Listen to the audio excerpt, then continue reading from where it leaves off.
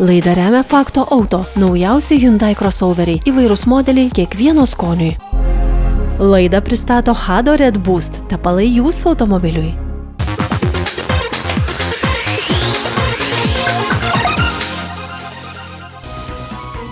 Labas rytas autopilotų žiūrovai. Šiandien naudotų automobilių rubrikoje apžvelgsime pirmosios ir kol kas vienintelės kartos Jeep Renegade. Šis modelis debiutavo 2014 metais, yra gaminamas iki šiol ir dar velniai žino, kiek laiko jį gamins. Todėl, kadangi, tai jau kaip ir senas modelis, manau, jis kuo puikiausiai tinka naudotų automobilio rubrikai.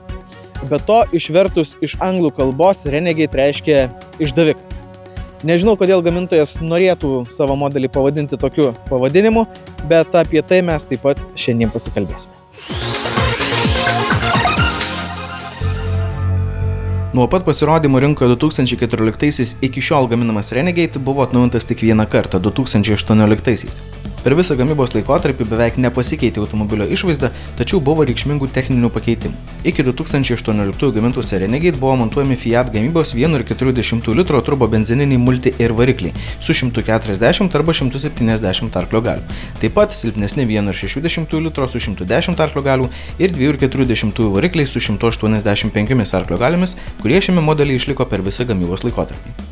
Dizelinių variklių 2, 1,6 litro su 120 arklio galių ir 2 litrų su 140 arba 170 arklio galių, kurie buvo montuojami iki 2020.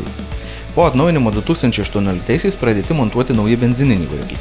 Nuo šiol silpniausias 1 litro 3 cilindrų su turbina, kurio pajėgumas 120 arklio galių, o naujas 1,3 litro variklis gali turėti 150 arba 180 arklio galių. Pasiūlytos ir dvi iš tinklo įkraunamos hibridinės Renegade versijos, silpnesnės su 190 arklio galių ir galingesnės su 240. Nuo 2022 montuojamas ir naujas 1,5 litro benzininis variklis su lengvąja hibridinė sistema ir 150 arklio galių. Platus ne tik variklių, bet ir pavarų dėžių pasirinkimas. 5 pavarų mechaninės silpniausiuose modeliuose, 6 pavarų mechaninės galingesniuose ir daugybė 6 pavarų automatinių bei net 9 pavarų automatinė greičių dėžė. Įdomu tai, kad tas pats variklis gali būti poruojamas ir su 6 pavarų mechaninė ir 6 arba 9 pavarų automatinėmis pavarų dėžėmis.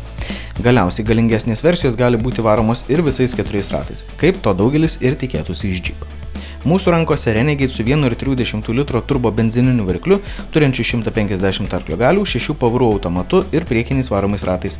Geras derinys važinėjant mieste, nes dinamikos pakanka, o priekinių varančiųjų ratų ir aukštesnės prošvaisos daugeliu atveju pakanka susidūrus su sunkiau įveikiamomis kliūtimis. Tačiau jei tenka susidurti su rimtesniais iššūkiais, pavyzdžiui, slidžiomis įkalnėmis žiemą arba sunkiau pravažiuojamais užmiesčio keliais, jūsų varančiųjų ratų pavara bus tikrai naudinga Renegade savybė. Tačiau nepaisant didelio pasirinkimo, išsirinkti patikimą variklį gali būti sudėtinga. Senesni 1,4 litro benzininiai varikliai vos po 60 000 km gali kelti problemų dėl multi-air vožtuvų valdymo sistemos, o pasiekus 100 000 km ribą galima pastebėti padidėjusias tepalų sąnaudas dėl nusidėvėjusių stūmoklių žiedų.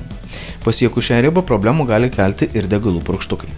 Naujesni 1,3 litro varikliai taip pat turi problemų ir pasiekus 100 000 km ribą jau gali tekti keisti aukšto slėgio degalų siurblį, turbiną arba degalų purkštukus. Taip pat šie varikliai jautrūs degalų kokybei, todėl reguliariai rekomenduojama naudoti degalų sistemos valiklius.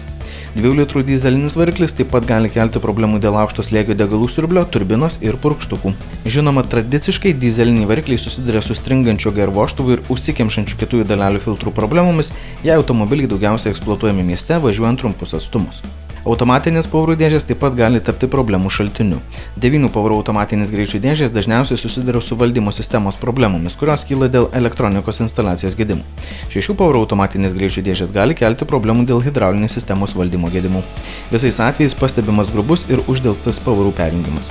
Nesvetimo šiam modeliui ir elektronikos problemos. Daugybė pranešimų dėl neveikiančios start-stop sistemos, kurios problemas sukelia įsikrovęs akumuliatorius arba blogai veikiantys sistemos davikliai, stringančios multimedijos sistemos ir gendantis elektrinis stovėjimo stabdis, kurio problemos dažniausiai susijusios su elektriniu varikliukų gedimu. Įsėdus į Jeep Renegade, pirmasis įspūdis yra visai neblogas, nes nepaisant to, kad tai yra kompaktiškas, nedidelis, padidinto pravažumo automobilis, tas pirmas įspūdis, kad jis yra ganėtinai erdvus. Bet jis tuo pačiu yra ir apgaulingas, nes čia yra daug bereikalingos erdvės. Štai pavyzdžiui, nuo vairo iki priekinio stiklo turime labai didelį ilgą prietaisų skydelį, ir tai yra tiesiog bereikalinga erdvė. Čia panašiai kaip nusiperki sausainių didelį pakelį, tikiesi, kad ten bus bent 9, o iš tikrųjų yra vos 3 ir tie dar nelabai dideli. Taip kad bereikalingos erdvės čia tikrai yra. Tačiau yra ir reikalingos erdvės. Štai pavyzdžiui, dėl aukštos stogo linijos šiame automobilyje be didesnių problemų, bent jau priekyje tilps aukštesni vairuotojai ir keleiviai. Tuo metu gale situacija nėra tokia gera.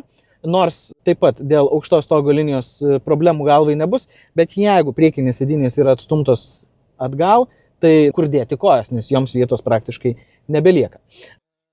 Kalbant apie šio automobilio interjero medžiagų kokybę, tai jaučiasi, jog tai yra išdavikas, tai yra Fiatas, netikras džipas, nes labai daug pigių medžiagų ir nėra jos visos labai malonios liesti.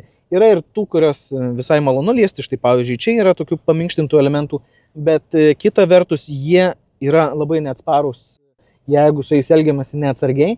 Jeigu bus grubiau elgiamasi, čia atsiras įbrėžimų, įtrūkimų ar dar kažkokių kitokių pažeidimų, todėl reikia elgtis su šiuo automobiliu truputėlį delikačiai, kas galbūt ne visai tinka Jeep kaip tokio tvirto visureigio įvaizdžiui. Matom ir ant kitų plastikinių elementų, kad gali būti vienas kitas įbrėžimas. Taip kad tokių dalykų šiame automobilyje panašu, kad neišvengsime. Kalbant apie ergonomiką, dar vienas dalykas, kur čia galime jausti Fiato didelį įtaką, nes visi mygtukai, valdikliai ir visa kita yra atkeliavę tiesiai iš Fiato automobilių.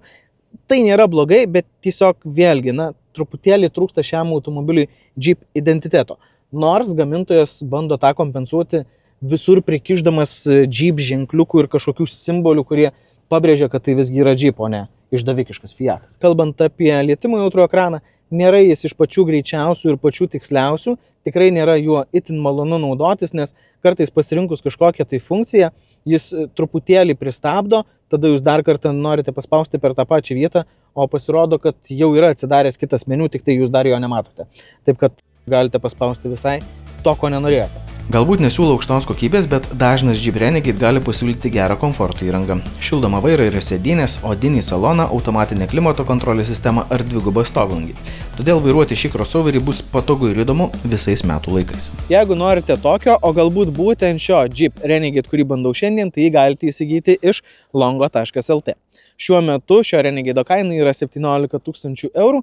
Taip pat trumpai priminsiu, kad šis automobilis yra pagamintas 2022 metais, yra įveikęs beveik 159 000 km ir varomos 1,3 litro turbo benzininiu varikliu, kuris suka priekinius ratus. Kaip ir visiems kitiems Longo parduodamiems automobiliams, taip ir šiam Jeep Renegade, jeigu jį įsigysite, bus taikoma nemokama 60 dienų arba 3000 km garantija. Jeep Renegade gali išduoti savo šeimininkai ir pareikalauti nemažų išlaidų sugedus. Nervus pagadinti gali ir elektronikos problemos. Tačiau jis pasižymi išraiškingą išvaizdą ir kaip kompaktiškas crossoveris siūlo geras pravažumo savybės, ypač modeliai su visų varančiųjų ratų pavara, o tai nemažas išskirtinumas tarp šios klasės modelių. Todėl iš vienos pusės Fiat inžinerija gal ir nėra stiprioji šio modelio pusė, tačiau Jeep modeliams būdingas pravažumas gali padėti sudėtingose situacijose.